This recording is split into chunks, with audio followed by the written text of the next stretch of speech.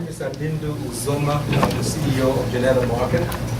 I'm Michael Neese, President. So what I'll describe a little bit about what we do, and then Michael will explain. We are an electronic marketplace. Now, people say, well, what does that mean? Within the marketplace, what goes on is procurements. Not like Amazon purchases, procurements. Procurements are complicated. We allow, whether it is private procurement or public procurement, all of the laws that govern the procurement are automatically modeled and instantiated within our system. So for instance, our system has data mined all the laws of Massachusetts, all the laws of Maine, all the laws of Virginia, all the 50 states really, and automatically instantiate all the processes that govern procurement within those systems. We are able to procure anything from services to building constructions, all in one platform. And we use big data analytics to guide the market, whether you're doing what's called forward auctions or reverse auctions, where the buyers are doing bidding and saving money. So this is a whole new way of doing procurement that takes advantage of modern techniques. So how does it work? In terms of buzzwords, we're B2B, cloud-based, for-profit and non-profit corporations, as well as government agencies can use this. And if you've ever worked for a big corporation where the way that you buy things is governed by policy, or you've worked for, God help you if you've worked for a state agency where the way that you buy something is governed by law, this problem will resonate. Because the way that you buy things is the most important thing. Savings is secondary. What we're doing is we're automating the process of what you have to do in buying something. So think of before LinkedIn existed, we all had personal networks that we leveraged to communicate. Well, think now if you're a buyer, you have a procurement network of suppliers that you use, but you may not have any idea about the network that your peer is using in a different business unit. If you were both had visibility to what was going on in that supply chain, you could save money, you could increase your quality, and have full transparency of the flow of information across that whole procurement activity. So these are just some of the problems I already mentioned, that the way that you buy things is governed by either policy or law. And actually, in our research, we met hundreds of town managers, state officials, one tenant town manager in particular in Shrewsbury said, "Stop telling me about saving money." He says, "I don't have time. I don't care." Well, it's not that I don't care. I just don't want to get a call from the Inspector General. He said, "Now, if I save $5,000, nobody cares." He said, "But if I save $5,000 buying a truck, and I bought it from my brother-in-law," he said, "I'm on the front page of the Boston Globe, and I'm in court, and I'm answering to the Inspector General." So compliance in that situation is everything.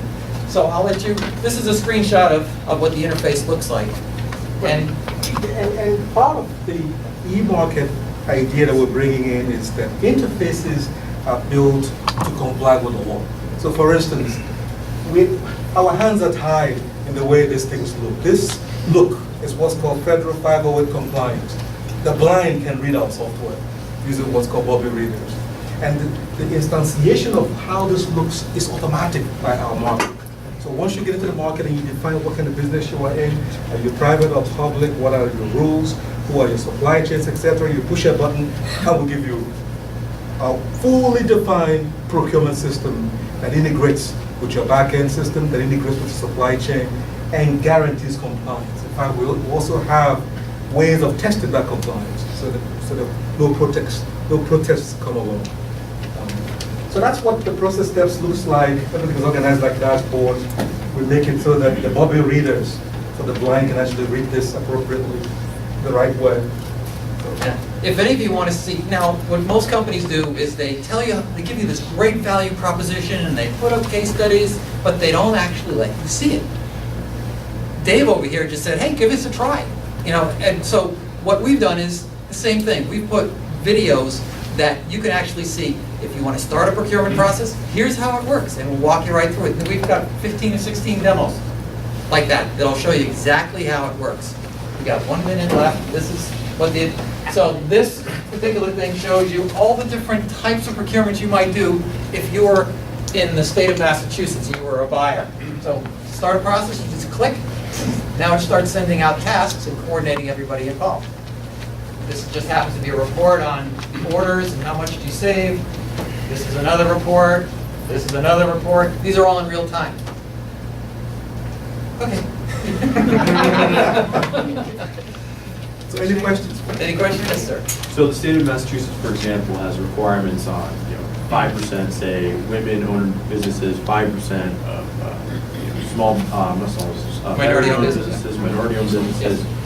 Does your system track that? Allow you to Yes. track that? Yes. Yeah. We not only track the requirements for the vendor, we track the requirements for the buyer. But not just tracking the requirements, we guide them through the process, and we allow them to test compliance at the end of the process to see whether they'll pass the audit or not.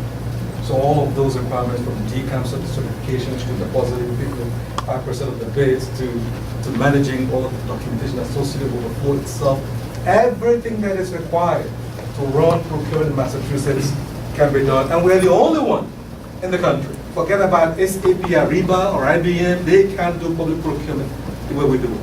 Because we can read the law and use text analytics to instantiate the process automatically. Yes. What about private procurement and specifically vertically focused? So, for example, if you're in aeronautics, I can imagine there would be very specific rules and regulations. That is correct. Not only can we allow you to model your specific process, we allow variations for those processes event-driven. So, for instance, in Massachusetts, there is one global law called 30B or 142B, etc. But each municipality, each agency does it slightly different. So we do these instantiations on the fly. Great.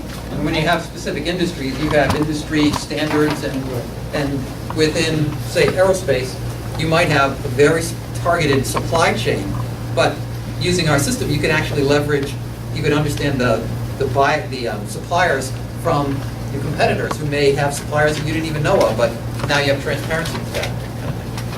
Thanks, guys.